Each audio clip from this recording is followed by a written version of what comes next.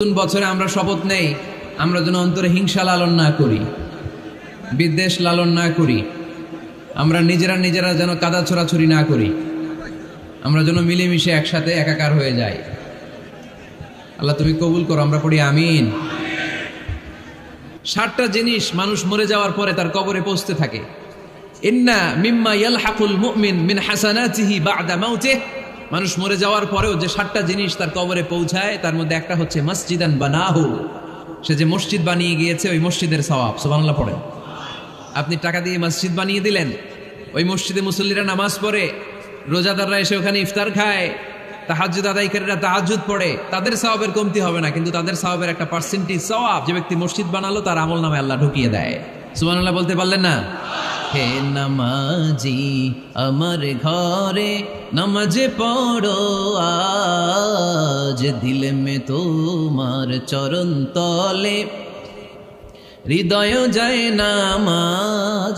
হে নামাজি আমার ঘরে নামাজে পড়ো আজ, দিলে মে তোমার চরণ তলে হৃদয় যায় নামাজ। পড়েন আল্লাহু আকবার।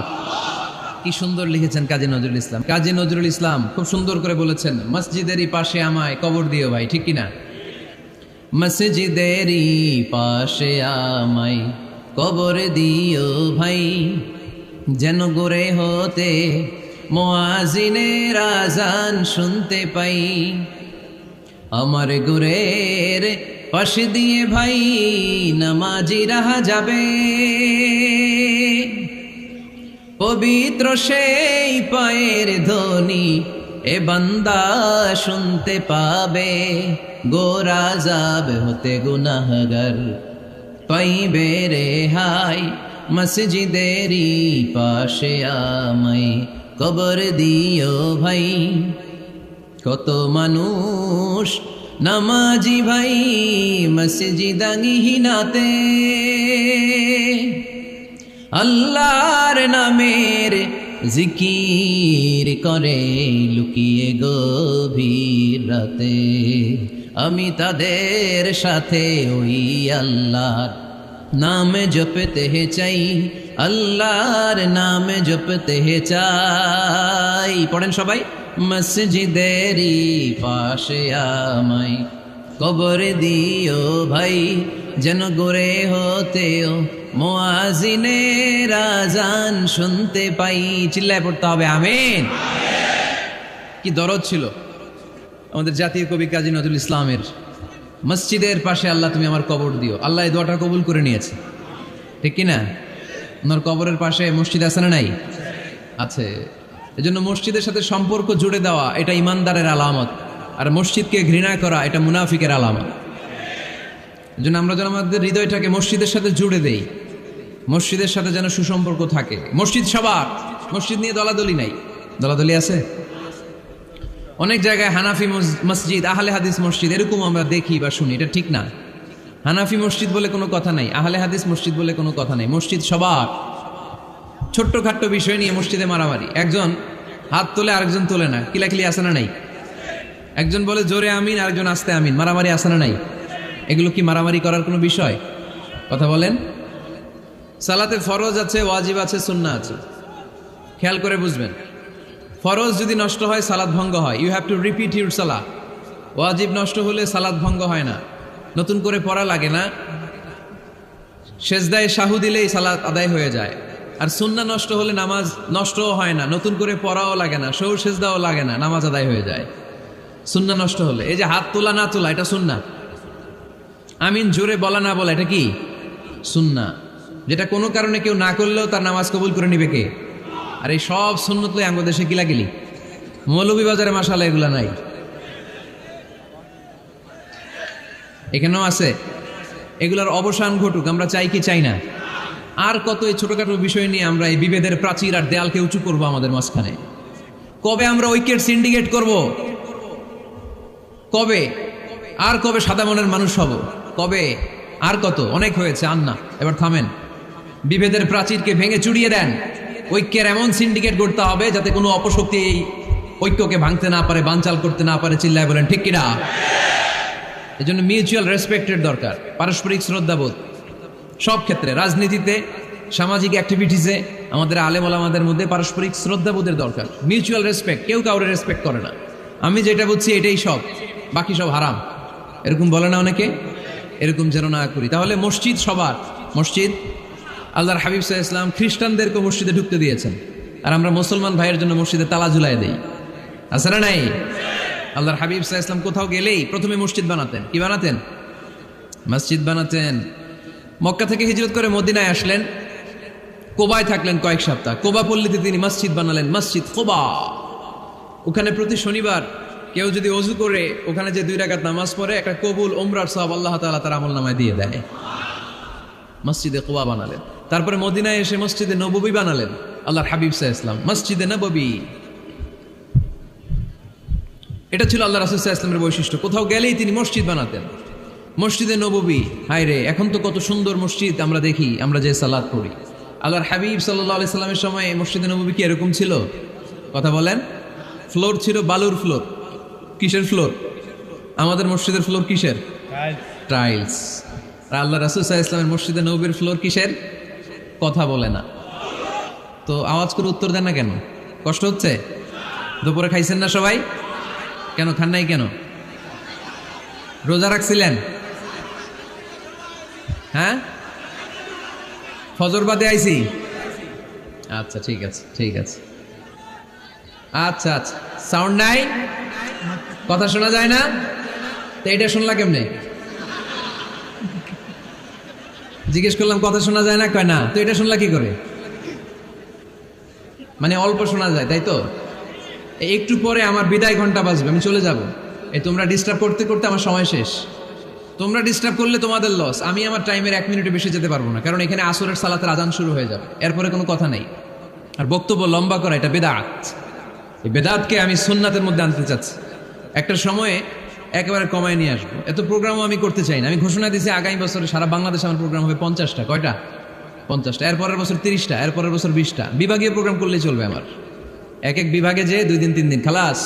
এত দরকার নেই, এত লম্বা চূড়ার বক্তব্যের দরকার নেই। আধা ঘন্টা চুপ করে শুনেন, কয়েকটা মেসেজ ড্রপ করি, take it with you to your home, then practise and apply in the society. নিয়ে যান, আমল করেন, সমাজে কাজে লাগান। সমাজটা আলোকিত করে দিবে কে? খুতাবুকুম তাবিলা সালাওয়াতুকুম কাসীরা। আল্লাহর হাবিব সাল্লাল্লাহু আলাইহি ওয়াসাল্লাম বললেন, কিয়ামতের একটা আলামত, কিয়ামতের আগে তোমাদের বক্তব্য হয়ে যাবে লম্বা, সালাত হয়ে যাবে খাটো। সালাতের পরে তাসবিহ পড়তে চায় না লোকজন, ব্যস্ত, মহা ব্যস্ত, সুপার বিজি। কোত্থেকে আসলে এই ব্যস্ততা? আপনি রবের সাথে মুনাজাত, না যাই উনাজি মুনাজাত, আপনার রবের সাথে একাকী নীরবে কথা বলতে মনে চায় না আপনার? এত তাড়াহুড়ো কিসে? ধীর স্থির হন, একটু স্থির হন, একটু মনোদৈহিক প্রশান্তি অর্জনের চেষ্টা করেন। সব সময় ব্যস্ত, ধাক্কাধাক্কি, উচ্ছৃঙ্খলা, এগুলো আমাদেরকে শেষ করে দিয়েছে। এজন্য লম্বা চূড়া বক্তব্য ঠিক না। বক্তব্য শুনতে আমাদের ভালো লাগে, আমল করতে ভালো লাগে না। বক্তব্যটা শেষেই সিগারেট ধরায়, আছে না নাই? মাহফিল শেষেই বিড়ি ধরায়, কয় চমৎকার ওয়াজ করছে হুজুরে। ওয়াজটা সেরকম হয়েছে, অনেক কণ্ঠ সুন্দর হুজুরের। এতদিন ইউটিউবে দেখছি, আজকে সরাসরি দেখাইছি, আছে না নাই? তো কি লাভ হয়েছে? লাভটা হয়েছে কি? এই যে মাহফিল শেষে বিড়িটা ধরাইলেন আর গেলেন, কোনো লাভ হয় নাই। এগুলো থেকে বেরিয়ে আসতে হবে। বছরের পর বছর আমাদেরকে শিখানো হয়েছে একভাবে। কেউ এই পরিবর্তনের আওয়াজ তুলে নাই। আওয়াজ আপনাকে তুলতে হবে। আওয়াজ তোলার জন্য এত মানুষ লাগে না, আপনি একাই যথেষ্ট। আপনি দাঁড়ান না সামনে, দেখবেন আপনার সামনে কেউ টিকে থাকতে পারবে না, ঠিক কিনা? কিন্তু আপনার শক্ত সিদ্ধান্ত লাগবে, পরিবর্তনের জন্য শক্ত মানসিকতা লাগবে, যে আমি পরিবর্তন করতে চাই। We have to change. যুগ জামানা পাল্টে দিতে চাই না অনেকজন। এক মানুষই আনতে পারে জাতির জাগরণ। এক মানুষই বিপদকালে বাঁচায় কাফেলায়, ক্ষুদ্র ডিঙ্গি বাঁচায় জাহাজ অসীম দরিয়ায়। এজন্য আপনার শক্ত সিদ্ধান্ত পারে আপনার মৌলভীবাজারটাকে দেশের শ্রেষ্ঠ জেলা, শ্রেষ্ঠ থানা হিসেবে আল্লাহর কাছে কবুল করতে, ঠিক কিনা? এজন্য লম্বা চূড়া আলোচনা ঠিক না।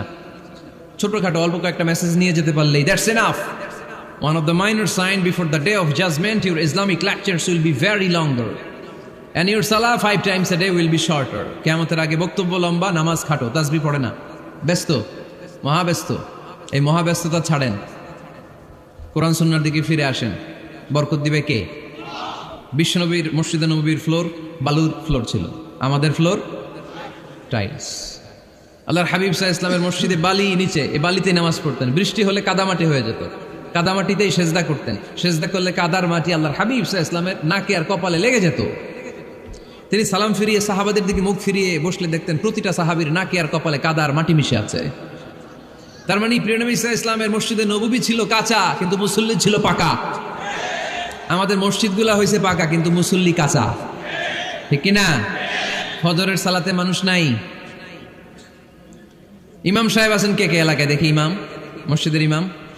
মাশাআল্লাহ। আপনাদের এখানে ওই মসজিদে ফজরের নামাজে কয় কাতার হয়? 5 জন 6 জন? কেনে এত কম? কেনে? হ্যাঁ, আসে না, আসতে চায় না লোকজন। তো এই যে 5-6 জন ফজরের সালাতে, কল্পনা করতে পারেন ফজরের সালাতে এত কম লোক? ফজরের জামাতে লোক যায় না, এটা একটা মহামারী। যেদিন ফজরের জামাতের দৃশ্য আর জুমার নামাজের দৃশ্য একরকম হয়ে যাবে, ওই দিনই বাংলাদেশে ইসলাম কায়েম হয়ে যাবে। এখন স্লোগান তুলে বিপ্লব বিপ্লব, ইসলামী বিপ্লব। আর ফজরের সময় আমি কম্বলের ভিতরে, আছে না নাই? কোনো বিপ্লব হবে না। ফজরের নামাজ জামাতে পড়ুন, সকালটারে বরকতময় করে দিবে কে? আল্লাহর হাবিব সাল্লাল্লাহু আলাইহি ওয়াসাল্লামের মসজিদ ছিল সবার জন্য উন্মুক্ত, এখানে সবাই আসতে পারত। এজন্য মসজিদ হবে সবার। আমরা মসজিদের আবাদকারী হতে চাই।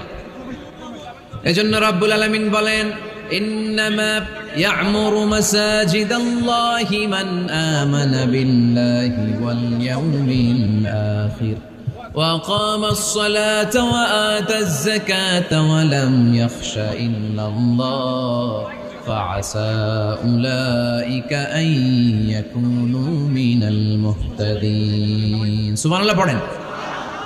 রাব্বুল আলামিন বললেন, মসজিদের আবাদকারী হবে তারা যারা আল্লাহর প্রতি ঈমান আনে, আখিরাতের প্রতি ঈমান আনে, যারা সালাত কায়েম করে, যারা যাকাত আদায় করে, যারা দুনিয়ার কাউকে ভয় পায় না, ভয় পায় একজনকে। চিল্লায় বলেন তিনি কে?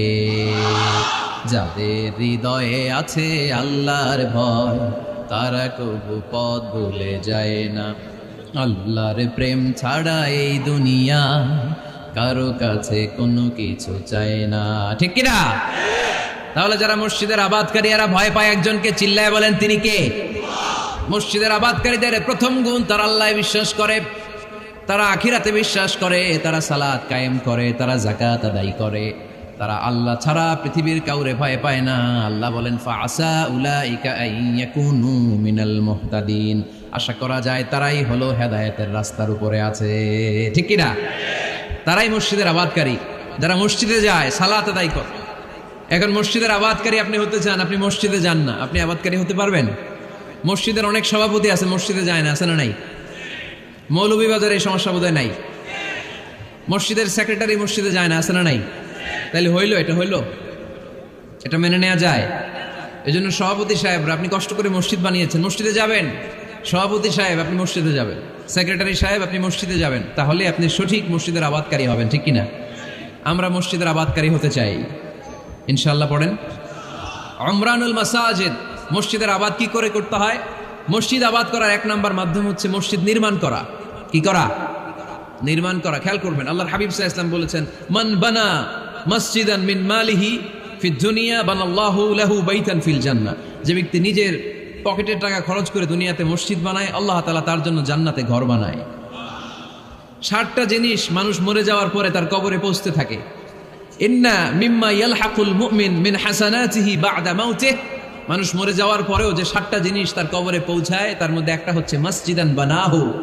সে যে মসজিদ বানিয়ে গিয়েছে, ওই মসজিদের সওয়াব। সুবহানাল্লাহ পড়েন। আপনি টাকা দিয়ে মসজিদ বানিয়ে দিলেন, ওই মসজিদে মুসল্লিরা নামাজ পড়ে, রোজাদাররা এসে ওখানে ইফতার খায়, তাহাজ্জুদ আদায়কারীরা তাহাজ্জুদ পড়ে, তাদের সওয়াবের কমতি হবে না, কিন্তু তাদের সওয়াবের একটা পার্সেন্টেজ সওয়াব যে ব্যক্তি মসজিদ বানালো তার আমলনামায় আল্লাহ ঢুকিয়ে দেয়। এজন্য বেশি বেশি মসজিদ বানাতে রাজি আছেন তো?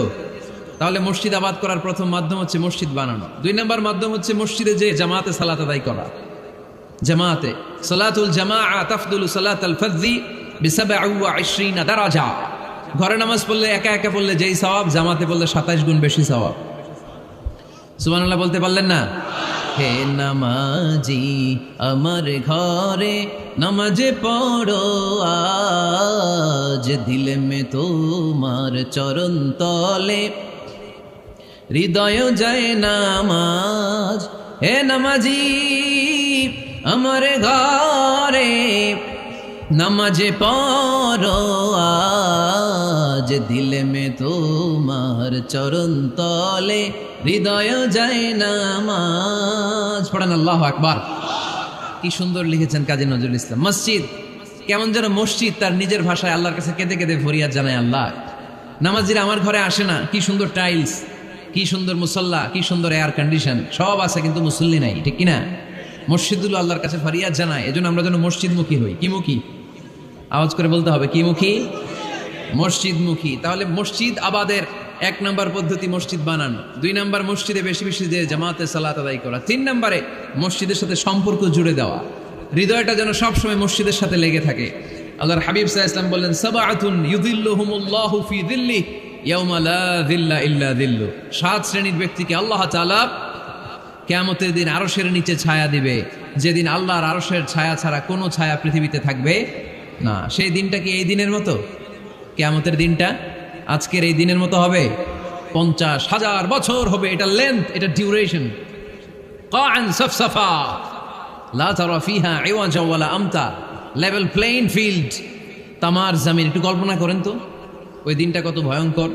বাবা ছেলেরে চিনবে না ওই দিন, ছেলে বাবারে চিনবে না, স্ত্রী স্বামীকে চিনবে না, স্বামী স্ত্রীকে চিনবে না, পীর সাহেব মুরিদ চিনবে না, মুরিদ পীর সাহেবকে চিনবে না, নেতা কর্মীকে চিনবে না, কর্মী নেতাকে চিনবে না। হায় হায়, ইয়া নাফসি বলে কাঁদবে।